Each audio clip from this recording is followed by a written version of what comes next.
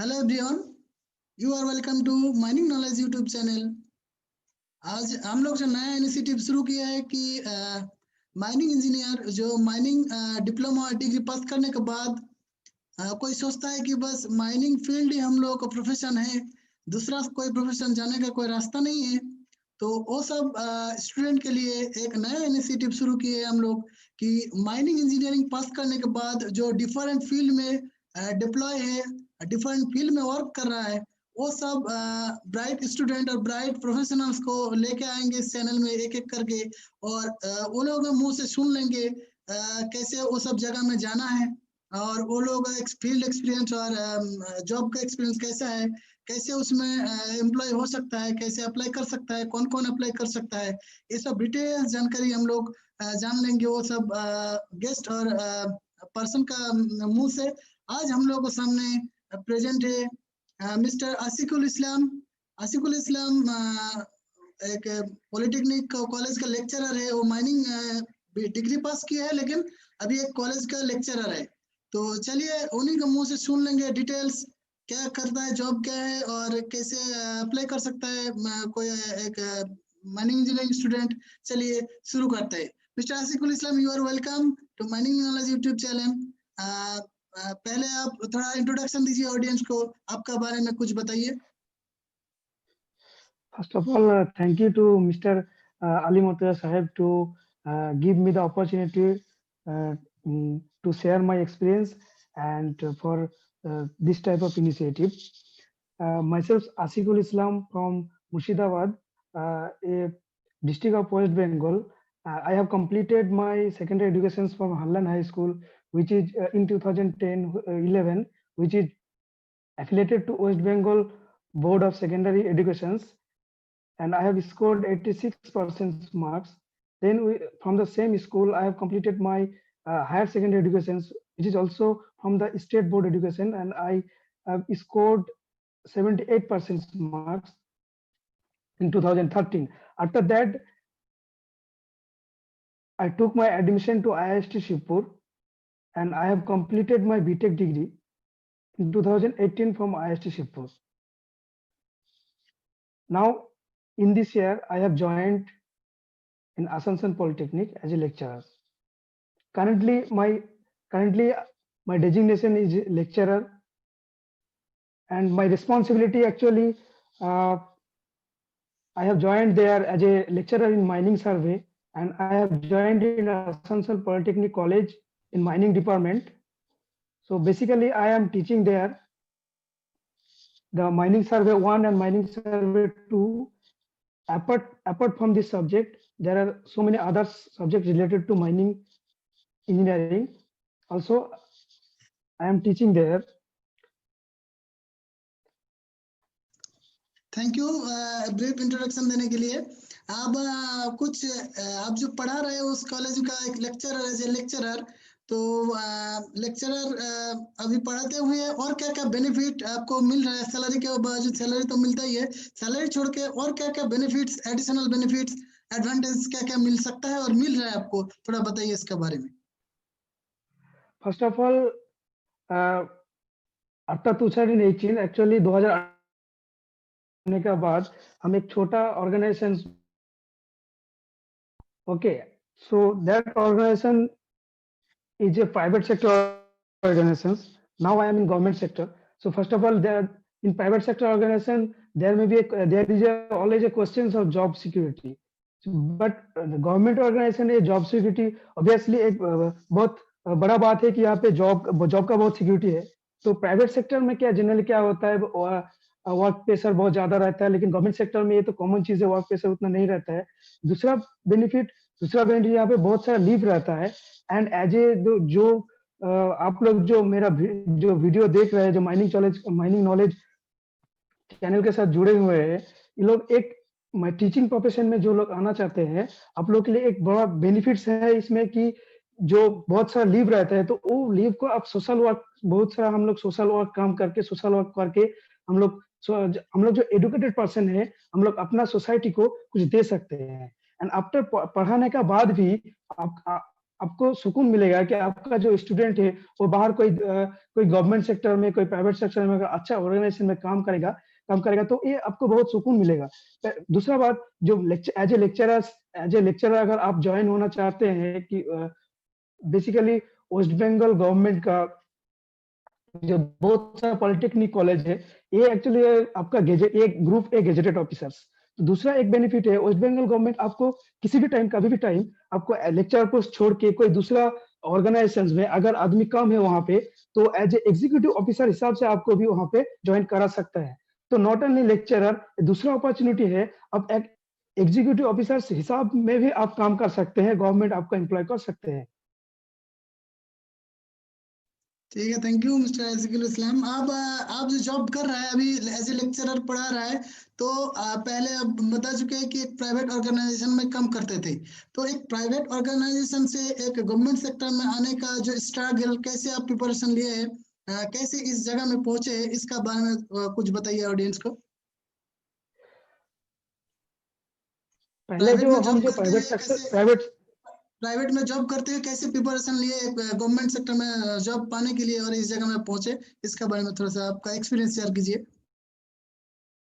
पहले में जो हम जहाँ पे गवर्नमेंट प्राइवेट सेक्टर में जहाँ काम करते थे, वहाँ पे एक्चुअली पहला एक बात, हर आदमी के लाइफ स्टाइल को जीने के लिए एक चीज होता है सेटिस्फेक्शन। कहीं भी हम काम करें, से सैलरी ज्यादा कम इससे कोई मतलब नहीं है, लेकिन सेटिस्फेक्शन एक बहुत इंपॉर्टेंट काम है। ठीक है, अगर आप कहीं काम कर रहे हैं, उसमें आपको सेटिस्फेक्शन नहीं मिल रहा है, तो वो चीज हमको दूसरा दूसरा कोई ऑर्गेनाइजेशन में ज्वाइन करना, जहां पे हमको सेटिस्फेक्शन मिलेगा वो चीज करना चाहिए। जो हम जब प्राइवेट में ज्वाइन किए थे, एक्चुअली क्या उसमें ऑर्गेनाइजेशन बहुत बड़ा नहीं था, उसमें 10 घंटा 12 घंटे regular duty, and there and actually जो आपका जो सीनियर्स है, जो बॉस है, उसमें बहुत सारा प्रेशर रहता है, आपको ये काम करना पड़ेगा, ये इतना ड्यूटी, आप आपका अपना अपना फैमिली को आप टाइम नहीं दे पाइएगा। ठीक है, ये सब बहुत सारा प्रेशर उसमें प्राइवेट में रहता है। लेकिन उस टाइम हम सोचे थे कि ना, हमको दूसरा चीज हमको करना पड़ेगा, क्योंकि I have a capability, every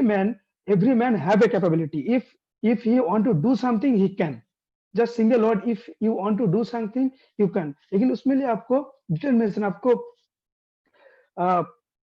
खुद कुछ करने के लिए आपको बहुत बढ़िया से डिटर्मिनेट होना चाहिए।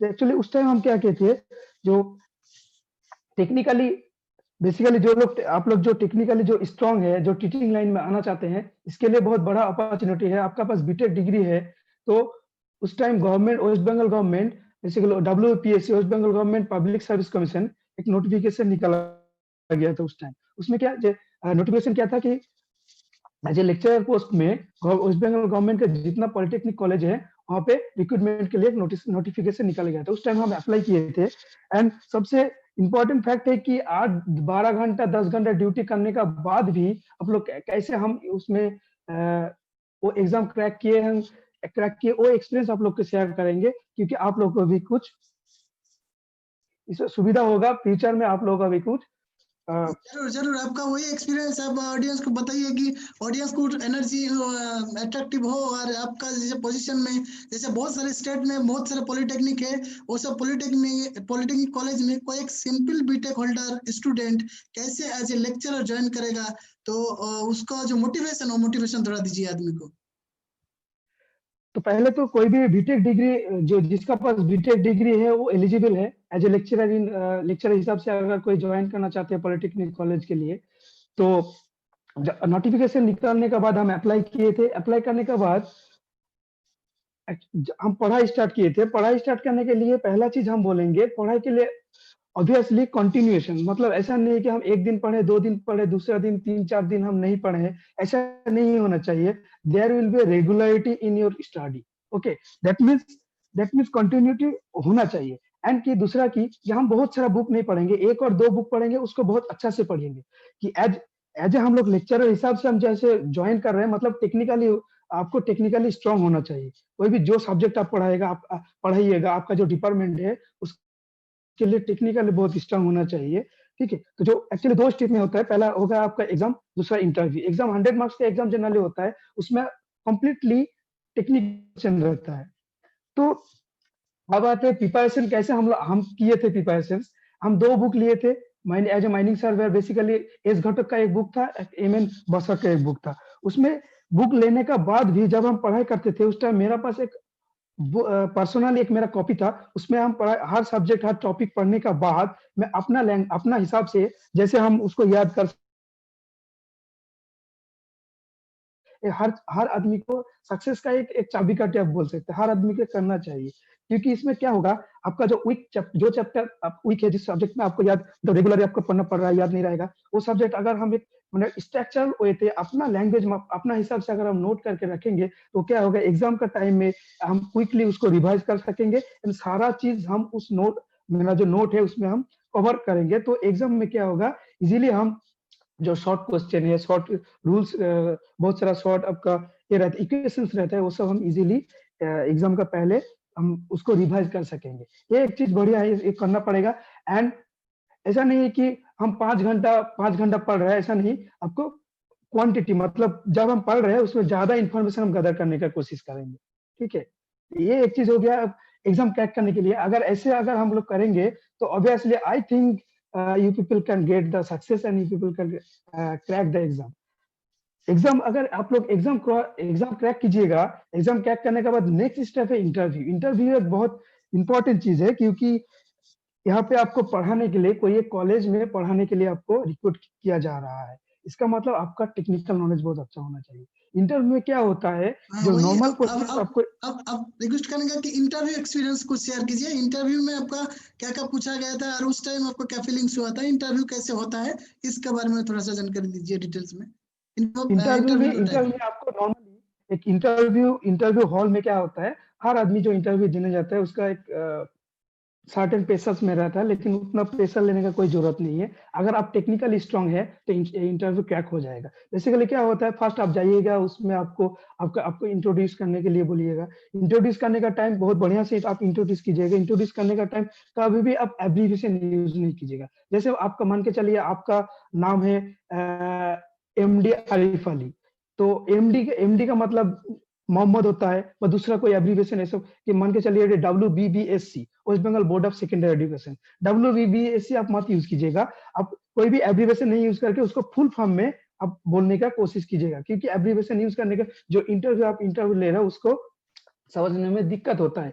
ये एक चीज आप पहले इंट्रोड्यूस करने के बाद आपको पूछा जाएगा आपका फैमिली के बारे में, कहाँ नौकरी कर रहा है नहीं कर रहा है, ये सब चीज के बारे में पूछा जाएगा। लेकिन ये हो गया आपका सेकेंडरी चीज। पहला चीज है कि आपको वहां पे एक सिचुएशन दिया जाएगा, कोई भी एक टॉपिक दिया जाएगा, आप जिस हो सकता है as a mining engineer, as a mining का लेक्चरर हिसाब में आप ज्वाइन करना चाहते हैं, सिविल का कोई भी इंजीनियरिंग डिपार्टमेंट हो सकता है, तो उस पर्टिकुलर कोई भी डिपार्टमेंट कहीं से भी आपको एक चैप्टर एक टॉपिक आपको बोला जाएगा, उस टॉपिक आपको दिया जाएगा, वहां पे व्हाइट बोर्ड रहेगा, कोई भी एक बोर्ड रहेगा, उसमें आपको लेक्चर डिलीवर करने के लिए बोला जाएगा। एंड बहुत अच्छा से आपको बोलना उसमें डिलीवर करना पड़ेगा। एंड जो इंटरव्यूअर है वो आपको कहीं से भी क्वेश्चन पूछ सकता है, डिपेंड ऑन योर लेक्चर। तो हमको जो प्रिपरेशन लेवल रहेगा वो बहुत अच्छा से होना चाहिए टेक्निकली। तो उसके बाद आपको लेक्चर डिलीवर करने का बाद भी आपको बहुत और भी दूसरा जो सब्जेक्ट है तो उस सब्जेक्ट से भी आपको क्वेश्चन पूछा जा सकता है। लेकिन एक चीज यहाँ पे हमको टिक्स फॉलो करना चाहिए, कभी भी ऐसा भी पॉसिबिलिटी हो सकता है कि आपको चॉइस करने के लिए बोला जाएगा कि आपका मन से कोई भी एक टॉपिक वे चैप्टर पढ़िए।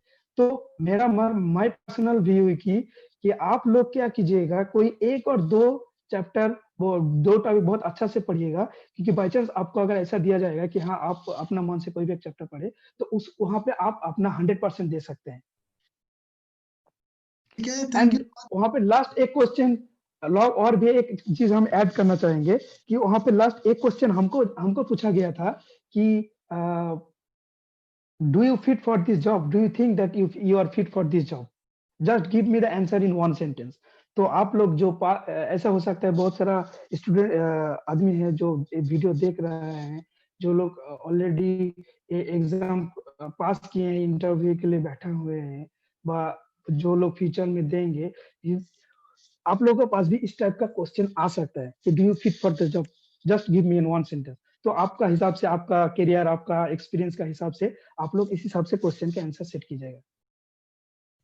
And lastly, Mr. Azikul Islam, lecturer Polytechnic College, हम लास्टली आपको रिक्वेस्ट करेंगे कि इस पोजीशन में कोई भी BTech holder, minimum BTech holder अगर ज्वाइन करना चाहते हैं तो उसके लिए आपका क्या ट्रिक्स रहेगा, क्या सजेशन रहेगा, जो इंटरेस्टेड पर्सन कोई आपका जगह में आपका जैसा कोई नौकरी लेने के लिए अगर इंटरेस्टेड है तो क्या ट्रिक्स दीजिएगा, क्या सजेशन दीजिएगा उस आदमी को? सजेशन पहला बात है, अगर जो इंटरेस्टेड है, पहले एक बात हम लोग बोले थे जब हम लोग डिस्कशन कर रहे थे कि सेटिस्फेक्शन, जॉब सेटिस्फेक्शन, अगर हम जब हम लोग 4 साल से पढ़ रहे हैं तो वो हमको खुद डिसाइड करना पड़ेगा, हाँ हम टेक्निकली स्ट्रांग है, जो आदमी टेक्निकली स्ट्रांग है, अगर वो जब नोटिफिकेशन निकलेगा, निकलने के बाद थोड़ा अगर हम थोड़ा-थोड़ा करके प्रिपरेशन करेंगे, जो कोई भी 1 और 2 बुक लेके थोड़ा-थोड़ा कर, जैसे हम बोले थे कि हम जैसे प्रिपरेशन कर रहे थे, कोई भी एक नोट्स बनाना, छोटा-छोटा जो इक्वेशंस है जहाँ से क्वेश्चन आ सकता है उसको अपना नोट मेकिंग